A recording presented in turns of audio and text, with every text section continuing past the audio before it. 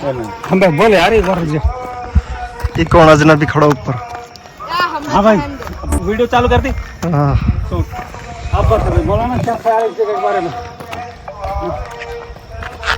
कैसी लगी जगह? बच कोई कैमरा मैन अभी गिरो हो तो बहुत अच्छी है माशाल्लाह, अंदर बहुत खतरनाक, अंदर मत जाए। बहुत अच्छी है। इन सब चीज़ों से हमें अल्लाह पाक की वहदानियत पहचाननी चाहिए। अच्छा अच्छा।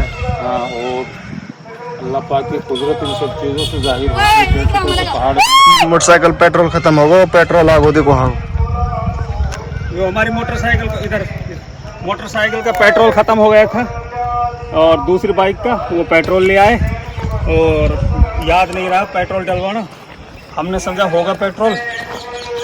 चलो ये साफ सुथरी और रोड है।